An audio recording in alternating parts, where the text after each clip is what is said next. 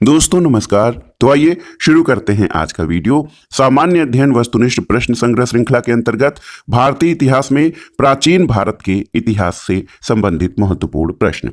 सबसे पहले आइए महाजनपद से संबंधित महत्वपूर्ण प्रश्नों को सॉल्व करते हैं। प्रश्न है दोस्तों, निम्नलिखित में से किस बौद्ध ग्रंथ में 16 महाजनपदों का उल्लेख है? ऑप्शन है आपके अंगुत्तर निकाय, मध्यम निकाय, खुद्दक निकाय या दीघ निकाय। तो सही उत्तर है ऑप्शन ए अंगुत्तर निकाय। दोस्तों बौद्ध ग्रंथ अंगुत्तर निकाय, महावस्तु और जैन ग्रंथ भगवती सूत्र में 16 महाजनपदों का उल्लेख मिलता है। 16 महाजनपदों में आप जानते हैं कि मगध सर्वाधिक शक्तिशाली था और अश्मक एकमात्र ऐसा जनपद था जो दक्षिण भारत में गोदावरी नदी के किनारे स्थित था।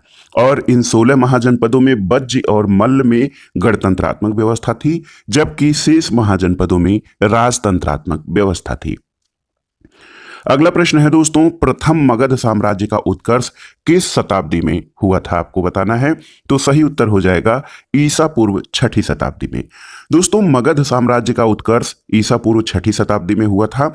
हर्यक वंश के शासक बिंबिसार, जिनका कार्यकाल लगभग 544 से 492 ईसा पूर्व था, इसने ब्रह्मदत्त को पराजित करके मगध साम्राज्य की स्थापना की थी। उसे ही मगध का वास्तविक संस्थापक माना जाता है और इसकी प्राचीन राजधानी राजगृह या गिरिवज्र थी। बाद में ये राजधानी पाटलिपुत्र स्थानांतरित हुई थी। इसने अवंती के राजा चंड प्रद्योत के पांडु रोग के उपचार के लिए अपने राज्य वैद्य जीवक को उज्जैन भेजा था। अगला प्रश्न है दोस्तों, भारत के अनुसार उत्तरी पंचाल की राजधानी कहाँ स्थित थी? तो दोस्तों महाभारत के अनुसार उत्तरी पंचाल की राजधानी अहिच्छत्र में स्थित थी। ऑप्शन सी आपका सही उत्तर है। अहिच्छत्र जो वर्तमान में बरीले के अंतर्गत आता है, उत्तरी पंचाल की राजधानी थी।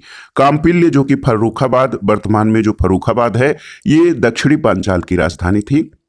और दोस्तों कन्नौज का प्रसिद्ध नगर उन दिनों पांचाल प्रदेश में ही स्थित था और आधुनिक पश्चिमी उत्तर प्रदेश इसी जनपद के अंतर्गत आता था और इन दोनों राज्यों को गंगा नदी अलग करती थी। अगला प्रश्न है दोस्तों, मगध के किस प्रारंभिक शासक ने राज्यारोहण के लिए अपने पिता की हत्या की और स्वयं इसी कारणवश अपने पुत्र द्वारा मारा गया? तो सही उत्तर हो जाएगा ऑप्शन बी अजातशत्रु। दोस्तों आप देख सकते हैं कि मगध के शासक अजातशत्रु ने राज्यारोहण यानी राजगद्दी प्राप्त करने के लिए अपने पिता बिंबिसार की हत्या कर दी। अजातशत्रु की हत्या भी इसके पुत्र उदयन द्वारा राज्यारोहण के लिए ही की गई और अजातशत्रु को कुणिक भी कहा जाता है। अजातशत्रु के शासनकाल में ही राजगृह की सप्तपर्णी गुफा में प्रथम बौद्ध संगीत का आयोजन किया गया था। अगला प्रश्न है दोस्तों, विश्व का पहला गणतंत्र वैशाली में किसके द्वारा स्थापित किया गया था? ऑप्शन है मौर्य, नंद, गुप्त या लिच्छवी। तो सही उत्तर ऑप्शन डी लिच्छवी। दोस्तों लिच्छवियों ने विश्व का पहला गणतंत्र स्थापित किया था और वैशाली बिहार के लिच्छवियों ने विश्व का पहला गणतंत्र यानी रिपब्लिक स्थापित किया था। लिच्छवी वज्र संघ में प्रमुख थे। वैशाली का संबंध उत्तरी बिहार से है जो कि वज्र की राजधानी है। यहाँ का राजा दोस्तों चेटक था। महावीर की माता त्रिशला चेटक की बहन थी। चेटक ने अपनी पुत्री चिलन्ना का विवाह मगध नरेश बिंबिसार के साथ किया था और वज्र संघ 8 गणतंत्रों का समूह था। बुद्ध के समय 10 गणतंत्र राज्य थे जिनमें से 8 वज्र संघ के अंतर्गत शामिल थे। अगला प्रश्न है दोस्तों, प्राचीन श्रावस्ती नगर का विन्यास किस आकृति का था? तो सही उत्तर है प्राचीन श्रावस्ती नगर का विन्यास अर्धचंद्राकार था और कोसल महाजनपद की राजधानी श्रावस्ती का नगर विन्यास उत्खनन के आधार पर अर्धचंद्राकार प्राप्त हुआ है।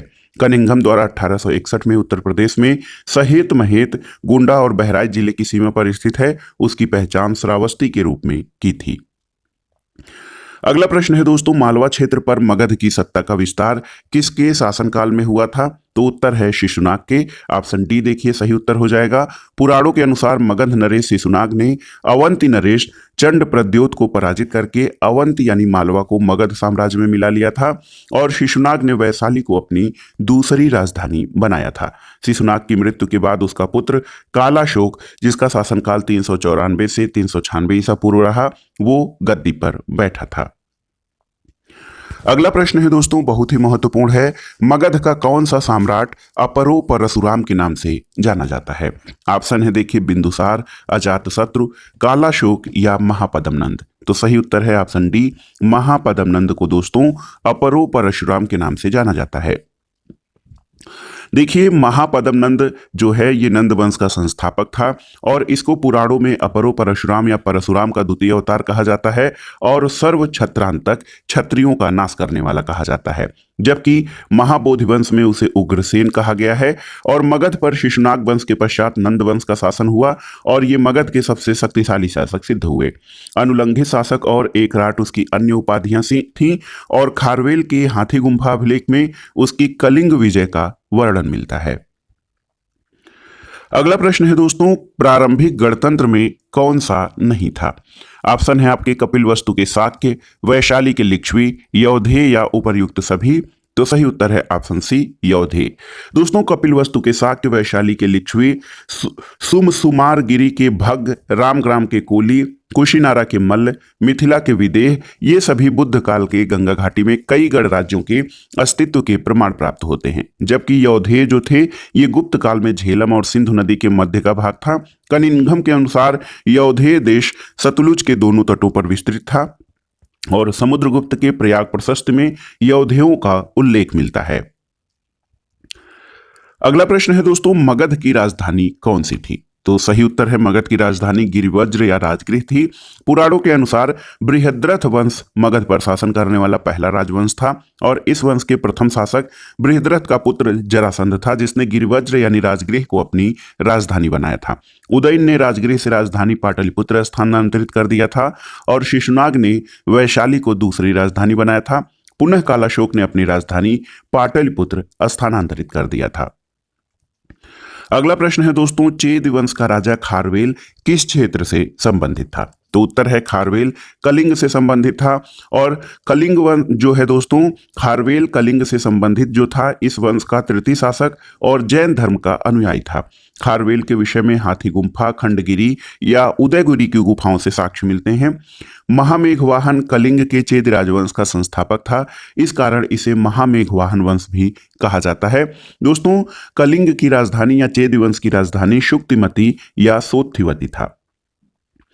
अगला प्रश्न है, शिशुनाग वंश का वह शासक जिसके शासनकाल में वैशाली में द्वितीय संगीति का आयोजन हुआ था।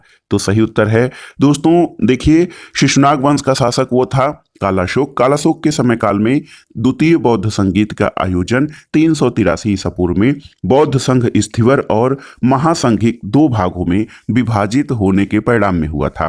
कालाशोक को काकवर्ण के नाम से भी जाना जाता है और इसने वैशाली के स्थान पर पुनः पाटलिपुत्र को अपनी राजधानी बनाया था।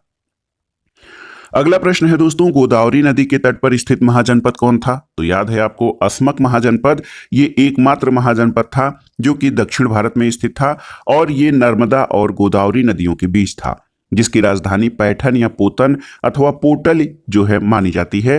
पोतन व पोटल का संबंध आंध्र प्रदेश से है और अस्मक एक राजतंत्रात्मक राज्य था जिसकी स्थापना एक इक्ष्वाकु वंशीय शासक ने की थी।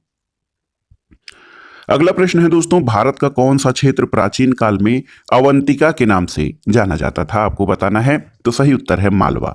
दोस्तों, 16 महाजनपदों का वर्णन बौद्ध और जैन ग्रंथों में मिलता है। मालवा महाजनपद वर्तमान में मध्य प्रदेश में प्राचीन काल में अवंतिका के नाम से जाना जाता था। यह राज्य दो भागों में बटा हुआ था। उत्तरी अवंती की राजधानी उज्जैनी और दक्षिणी अवंती की राजधानी माहिष्मती थी। बौद्ध ग्रंथ महावग्ग जातक के अनुसार अवंती में चंड प्रद्योत वंश का शासन था।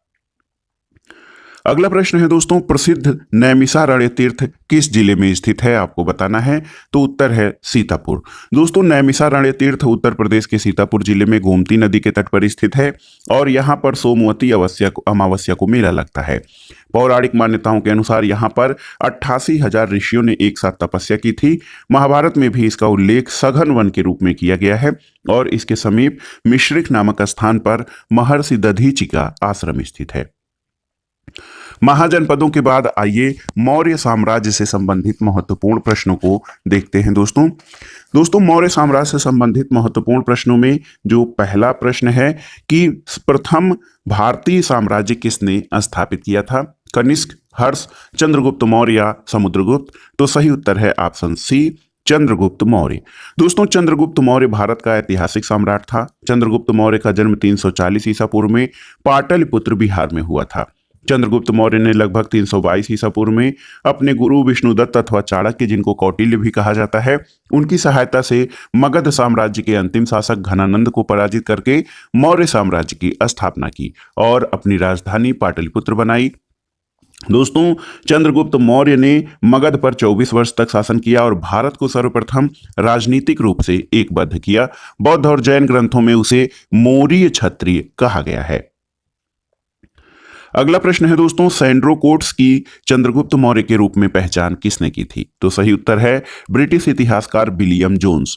दोस्तों, सर विलियम जोन्स ने सैंड्रोकोट्स की पहचान चंद्रगुप्त मौर्य से की थी। ग्रीक और लैटिन लेखों में चंद्रगुप्त को क्रमशः सैंड्रोकोट्स और एंड्रोकोट्स के नाम से जाना जाता है, जबकि रुद्रदामन के जूनागढ़ अभिलेख में इन्हें चंद्रगुप्त के नाम से संबोधित किया गया है। अगला प्रश्न है दोस्तों, चंद्रगुप्त मौर्य के पश्चात सिंहासन पर कौन बैठा था? ऑप्शन है बिंबिसार, अशोक, बिंदुसार या विष्णुगुप्त। तो सही उत्तर है बिंदुसार। दोस्तों, चंद्रगुप्त मौर्य ने जैन मुनि भद्रबाहु से जैन धर्म की दीक्षा ली और अंतिम समय में वो श्रवण बेलागोला मैसूर चला गया, जहां 298 ईसा पूर्व में उपवास पद्धति के द्वारा इसने शरीर त्याग दिया। इसे जैन धर्म में संलेखना या संथारा कहा जाता है। चंद्रगुप्त मौर्य की मृत्यु के बाद उसका पुत्र बिंदुसार जो है 298 ईसा पूर्व से 273 ईसा पूर्व सम्राट बना और यूनानियों ने इसे अमित्रकेट्स या अमित्रघात या शत्रु विनाशक कहा है। तो चंद्रगुप्त मौर्य के बाद सिंहासन पर बिंदुसार बैठा था। अगला प्रश्न है दोस्तों, चंद्रगुप्त का साम्राज्य जो है ये उत्तर पश्चिम में कहां तक था? ऑप्शन है रावी नदी, सिंधु नदी, सतलज नदी या हिंदुकुश पर्वत। तो सही उत्तर है हिंदुकुश पर्वत। देखिए दोस्तों, चंद्रगुप्त मौर्य का साम्राज्य उत्तर पश्चिम में ईरान यानी फारस से लेकर पूर्व में बंगाल और उत्तर में कश्मीर से लेकर दक्षिण में उत्तरी कर्नाटक यानी मैसूर तक विस्तृत था। विंसेंट के अनुसार हिंदुकुश पर्वत भारत की प्राकृतिक सीमा थी। पाटलिपुत्र इस विशाल साम्राज्य की राजधानी थी। रुद्रदामन के जूनागढ़ अभिलेख से पश्चिमी भारत पर उसका अधिकार प्रमाणित भी होता है। अगला प्रश्न है दोस्तों, सेल्यूकस जिसको अलेक्जेंडर द्वारा सिंध और अफगानिस्तान का प्रशासक नियुक्त किया गया था, उसको किस भारतीय राजा ने पराजित किया था? तो उत्तर है चंद्रगुप्त मौर्य ने। दोस्तों देखिए, सिकंदर के सर्वाधिक योग्य सेनापति सेल्यूकस ने उसकी मृत्यु के बाद सिकंदर द्वारा विजित प्रदेशों पर पुनः आधिपत्य स्थापित करने के लिए 305 ईसा पूर्व में भारत पर आक्रमण किया, लेकिन मौर्य शासक चंद्रगुप्त से सेल्यूकस को पराजित होना पड़ा। उसने सेल्यूकस की पुत्री से विवाह किया और दहेज में हेरात, कंधार, मकरान और काबुल प्रांत प्राप्त किया। बदले में चंद्रगुप्त ने उसे 500 हाथी उपहार स्वरूप दिए। प्लूटार्क के अनुसार चंद्रगुप्त ने 6 लाख सेना लेकर संपूर्ण भारत पर अपना आधिपत्य स्थापित किया था। अगला प्रश्न है दोस्तों, प्राचीन भारत में कौन सी एक लिपि दाईं ओर से बाईं ओर लिखी जाती थी? ऑप्शन है ब्राह्मी, नंदनागरी, शारदा या खरोष्ठी। तो सही उत्तर है खरोष्ठी। ऑप्शन डी आपका सही उत्तर हो जाएगा। दोस्तों, प्राचीन भारत में खरोष्ठी लिपि दाईं से बाईं ओर लिखी जाती थी और ये मुख्यतः उत्तर पश्चिमी भारत की लिपि थी। इसे पढ़ने का श्रेय मैसन, प्रिंसेप, नॉरिस, लेसन, कनिंघम आदि विद्वानों को जाता है। दोस्तों, शहबाजगढ़ी और मानसेहरा के बृहद शिलालेख खरोष्ठी लिपि में हैं, जबकि ब्राह्मी लिपि बाईं से दाईं ओर लिखी जाती है। अगला प्रश्न है, देखिए, चंद्रगुप्त मौर्य के दरबार में भेजा गया यूनानी राजदूत कौन था? आपको बताना है। ऑप्शन है कौटिल्य, सेल्यूकस निकेटर, मेगस्थनीज या जस्टिन। तो आप जानते भी हैं मेगस्थनीज सही उत्तर हो जाएगा। दोस्तों, चंद्रगुप्त मौर्य के दरबार में यूनानी शासक सेल्यूकस निकेटर ने मेगस्थनीज नामक राजदूत भेजा। चंद्रगुप्त ने पश्चिम उत्तर भारत में तत्कालीन यूनानी शासक सेल्यूकस निकेटर, जो सिकंदर का सेनापति था, 305 ईसा पूर्व में पराजित कर दिया। मेगस्थनीज ने इंडिका नामक पुस्तक में मौर्यकालीन सामाजिक, आर्थिक और राजनीतिक व्यवस्था का विस्तृत विवरण दिया है, जबकि पाटलिपुत्र को समानांतर चतुर्भुज कहकर पालिब्रोथा के नाम से संबोधित किया है और नगर के पदाधिकारियों को उसने एस्टिनोमोई कहा है। अगला प्रश्न है दोस्तों, बिंदुसार ने अशोक को किस विद्रोह को समाप्त करने के लिए भेजा था? ऑप्शन है स्वर्णगिरी, तक्षशिला, उज्जैन या तोसली। तो सही उत्तर ऑप्शन बी तक्षशिला। दोस्तों, बौद्ध ग्रंथ दिव्यावदान से पता चलता है कि बिंदुसार इसके समय तक्षशिला में 2 विद्रोह हुए थे। इन विद्रोहों का दमन करने के लिए बिंदुसार ने एक बार अशोक को और एक बार सुसीम को भेजा था। तारानाथ के अनुसार नेपाल के विद्रोह को भी अशोक द्वारा ही समाप्त किया गया था। और वायु पुराण में दोस्तों अशोक को भद्रसार, जबकि जैन ग्रंथों में उसे राजवलिकथे या सिंहसेन कहा गया है।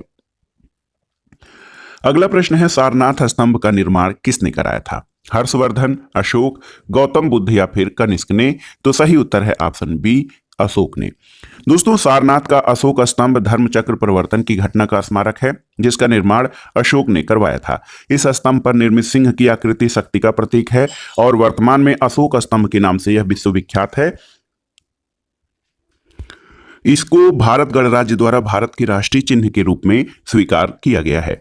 मौर्य युगीन सभी स्तंभ बलुआ पत्थरों से निर्मित हैं और अशोक पहला भारतीय शासक हुआ जिसने अपने अभिलेखों की सहायता से प्रजा को संबोधित किया है।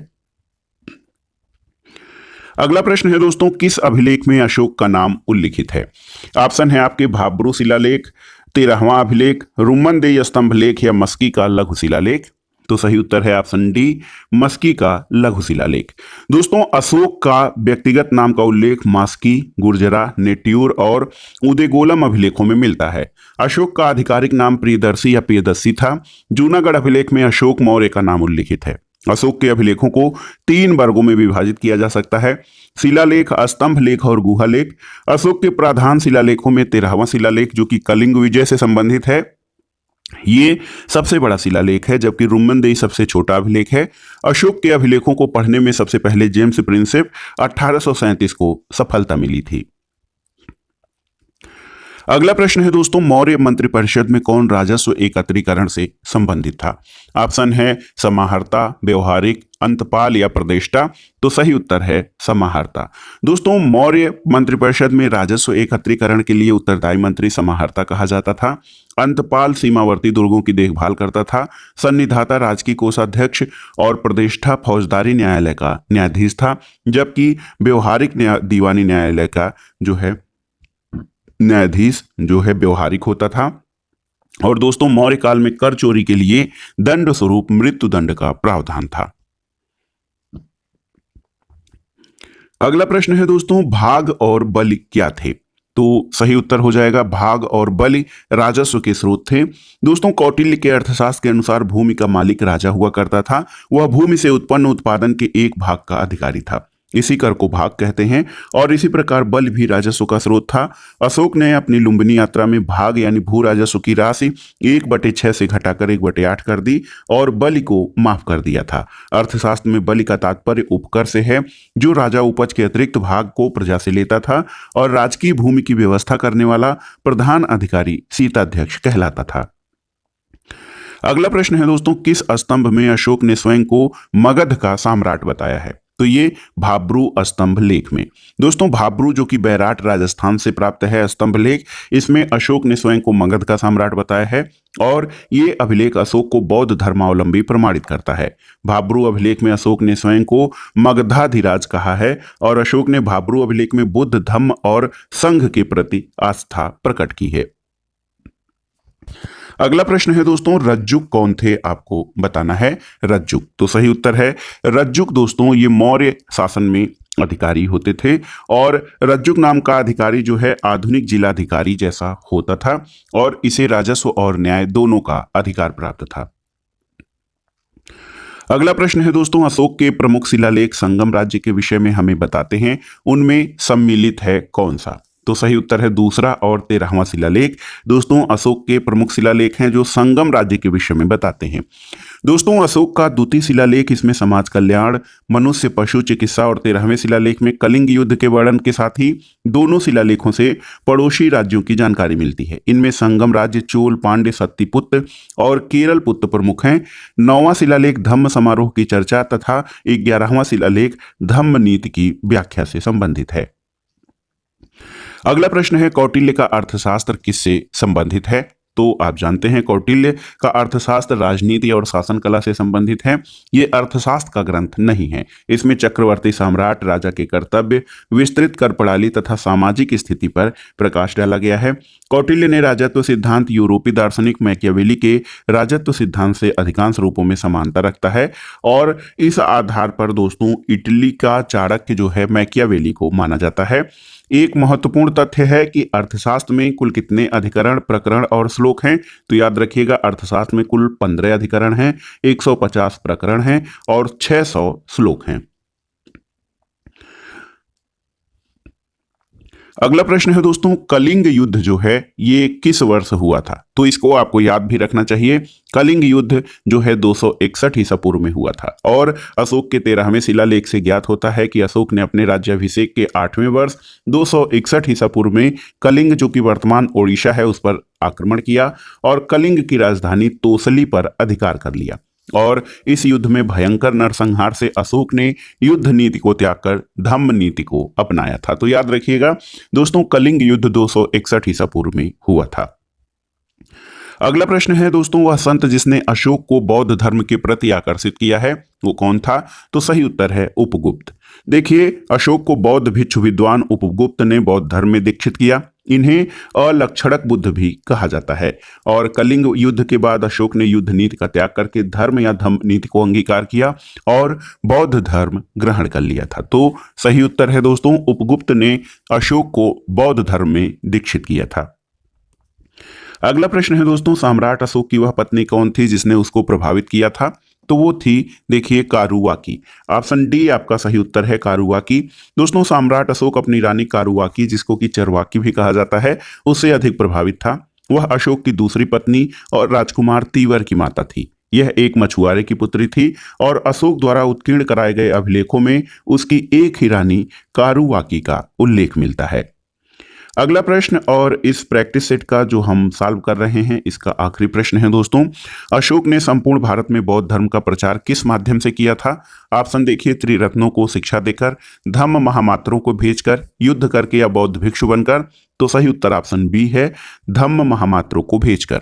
दोस्तों अशोक ने अपने राज्याभिषेक के 14वें वर्ष में धम्म महामात्रों की नियुक्ति की जिनका मुख्य कार्य जनता में धम्म का प्रचार करना और कल्याणकारी कार्य करना था। अशोक ने नैतिक उत्थान के लिए जिन नियमों की संहिता प्रस्तुत की उसे उसके अभिलेखों में धम्म कहा गया है और अशोक का धम्म राहुलोवादसुर से प्रेरित है। तो दोस्तों ये था सामान्य अध्ययन वस्तुनिष्ठ प्रश्न संग्रह श्रृंखला का महत्वपूर्ण वीडियो। आपको कैसा लगा हमें कमेंट बॉक्स में जरूर बताइएगा। वीडियो को लाइक करें, शेयर करें। वीडियो देखने के लिए धन्यवाद दोस्तों। नमस्कार।